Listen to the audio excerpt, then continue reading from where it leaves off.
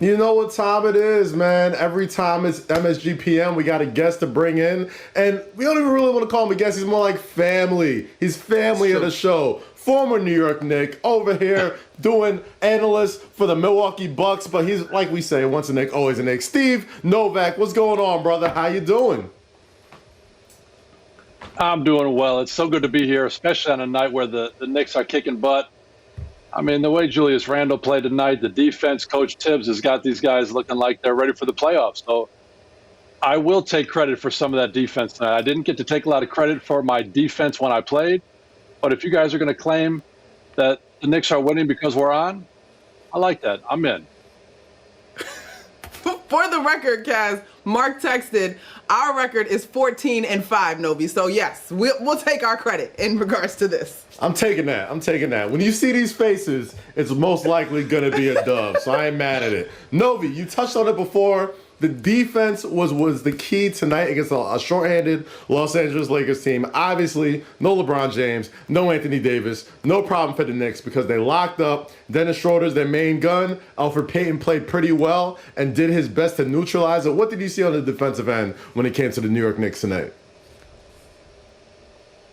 I mean, you really could see right from the jump ball, there was a different energy defensively by this Knicks team. It was deflections. They were getting steals. I mean, they were really getting steals all game long. But the blocks, they had 9 blocks, the 14 steals. It created a lot of the offense that they had. And really watching the first half, you looked at the score 6 minutes into the second quarter. You're looking, the Lakers have just 30 points with 6 minutes left in the half. You're thinking, this is going to be an incredibly low-scoring game, and that's the way the Knicks like to play. That's how Coach Tibbs wants it to be, and that's why this Knicks team is in that 8th seed, and it seems like climbing. They're holding that playoff spot. They're looking like a team that playoff teams don't want to face an 8th seed like the New York Knicks that's holding a Lakers team. Yes, they don't have LeBron and AD, but to 96 points, we've seen it against very good teams. This is what the Knicks do. And this was a good performance by them, led by Julius Randle getting buckets. But the defensive end, guys like Taj Gibson holding it down, they make Julius Randle's job very easy.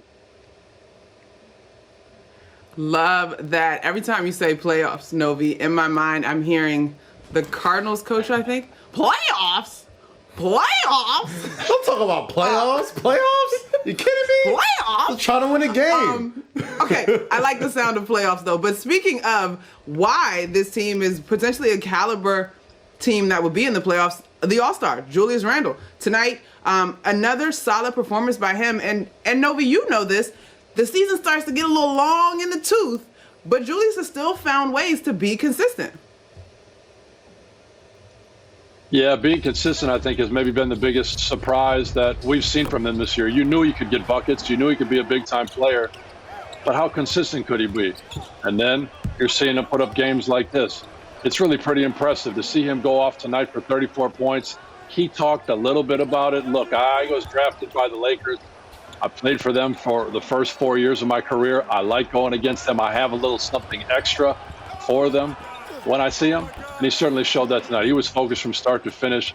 His feet were moving defensively, but offensively, he just seemed to take his time. When he got into his ISO game, he was knocking down tough shots like that, and he had a look in his eye like, yeah, I'm knocking this shot down. I'm going to do it again. The next time down, you can keep going to me. Even when the ball wasn't moving, and you were thinking, come on, keep it moving. Let's get guys involved. R.J. Barrett hasn't scored yet. You could tell he was like, no problem. R.J. Barrett missed his first 8 shots. I'm going to keep getting buckets. R.J. will catch up, and we'll keep rolling. That's certainly what happened. You know, honestly, I really think his hairdresser is the MVP because whenever he has fresh braids or a fresh hairdo, he balls out. But let's more power to Julius Randle. You touched on the Eastern Conference playoff race, so let's get into that. Outside of the Knicks, who you said is a team that a lot of teams probably don't want to see in the playoffs, what team do you think is going to be a team to watch and a team that might be in trouble as we get into this long little playoff stretch that we're about to get into right now at the end of the season? Yeah, you know what? This is that time of year. We're 20 games out from the playoffs, and you start to realize, look, there's some teams that are playing really well that haven't for the season, and so their record isn't great, but you don't want to see them. You're looking at it. The Boston Celtics, you got a guy like Jason Tatum who can score 53 like he did the other night against Minnesota. Guys like Smart, he can get on the block and go to work. Kemba Walker, guy after guy. Brown and Tatum are both averaging almost 25 points a game. And you just know these guys are getting to that stage of their career where they're dangerous, where they can really do damage in the playoffs. They're going to come together and figure it out. You don't want to see them. But I would certainly say the team that's in trouble, you're looking at them now. Brooklyn, I know they've already been anointed the kings of the East, maybe the champs if the Lakers can't get it together. I just want to press pause on that for a little bit. Let's just see. They've not done it quite yet. I know they're scoring 118 points a game. I also know they have the 25th ranked defense according to defensive rating in the league. And let's be honest, they're not just giving championships away. You've got to earn them in the NBA. They're putting up numbers, but there's a lot of other teams scoring points as well. Brooklyn's still got a lot to prove. I know they've been anointed, but I just don't think we're there yet. So if anybody's in trouble in the East, I think it's them. Novi. I don't know. Trouble to me is relative.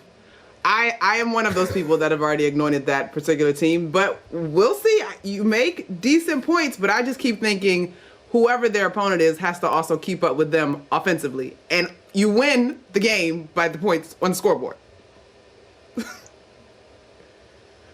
This is true. We'll see. I'm just saying, I know Kevin Durant, Kyrie Irving, and Harden, they just don't love to get into a defensive stance. That's all I'm saying. We'll just see how this championship is won this year. Points, 4 points, and defense. Novi coming with the spicy takes on a Monday night. I'm not mad at it. So let's talk about the Western Conference, man. What teams out there should we be looking out for, and what other teams in the West are in trouble or can be in trouble with these last 20 games of the season? You know, it's interesting in the West, too. You just never know. But one team you don't want to see is Portland. Dame time, we've heard about it. We've seen it. He can win when it matters. He makes big shots. Carmelo Anthony, hold on. He's there, too. There are a lot of guys on this team. Robert Covington, now they have Norman Powell, that make them a serious playoff contender that can win a playoff series because they've got guys that can disrupt whoever they're playing on the defensive end, and they can score the ball. Nurkic, he's not even back to himself yet. If you've got C.J. McCollum, Dame hitting shots like that, Nurkic playing, Enes Kanter grabbing 30 rebounds, who knows? But the team that's in trouble in the West, I know after I said Brooklyn in the East, you knew who I was going to say in the West. It's the Lakers. Where's AD tonight? Where was LeBron James? They're not even playing. They haven't played in weeks. They absolutely are in trouble. You're seeing the Lakers get blown out, just like you did tonight.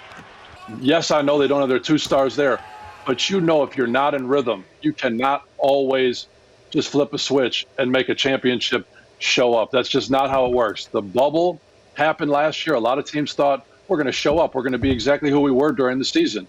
That's not what happened for a lot of teams. Miami was in the finals. That wasn't expected. LeBron and AD have been out. They're banged up. We'll see what they look like when they get back, but I never think it's that easy.